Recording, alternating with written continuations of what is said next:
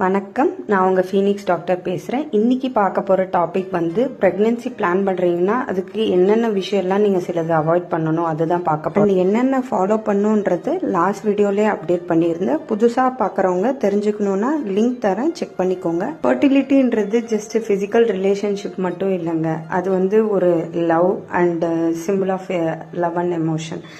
கமலஹாசன் சாங்லேயே சொல்லியிருப்பாங்க, நாம் வாழ்ந்த வாழ்க்கைக்கு சான்றானது இன்னொரு உயிர் தானடின்னு சொல்லியிருப்பாங்க. ஸோ அதை தான் நான் சொல்ல வரேன். ப்ரெக்னென்சின்றது full of love and emotion.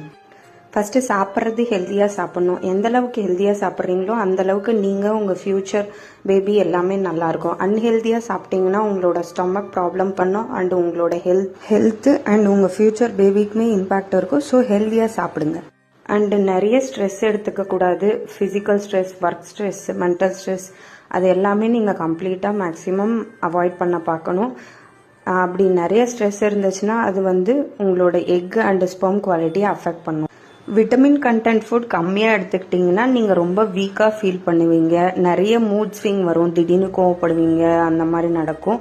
அப்புறம் பிளட் ஹீமோக்ளோபின் கம்மியாகும் அண்ட் எதிர்ப்பு சக்தி கம்மியாகும். ஸோ எக் அண்ட் ஸ்பெர்ம் குவாலிட்டியுமே கம்மியாகும்.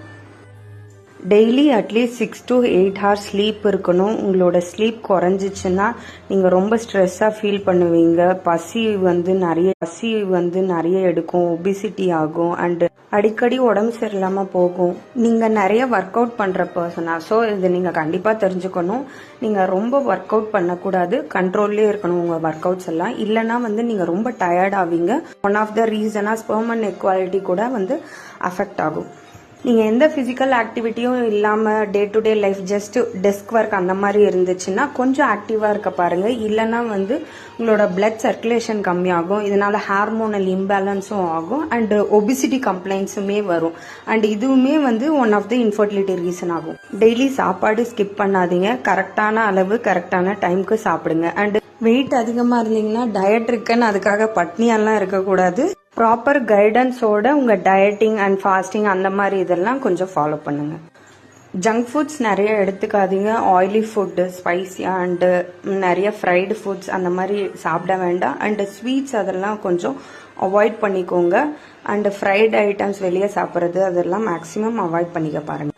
ஸ்மோக்கிங், ஆல்கஹால் ஹேபிட்ஸ், அப்புறம் மற்றது ஏதாவது ஹேபிட்ஸ் இருந்துச்சுன்னா அதெல்லாம் மேக்ஸிமம் அவாய்ட் பண்ணிக்கோங்க. ரெடியூஸ் பண்ணி ஸ்டாப் பண்ணிடுங்க மேக்ஸ் டு த மேக்ஸ். உங்களை மட்டும் இல்லை உங்கள் ஃபியூச்சருமே அதை அஃபெக்ட் பண்ணும். நான் கொடுத்த இன்ஃபர்மேஷன் யூஸ்ஃபுல்லாக இருந்திருக்குன்னு நினச்சிங்கன்னா லைக் பண்ணுங்கள். யாருக்காச்சும் ஹெல்ப் ஆகும்னு நினச்சிங்கன்னா ஷேர் பண்ணுங்கள்.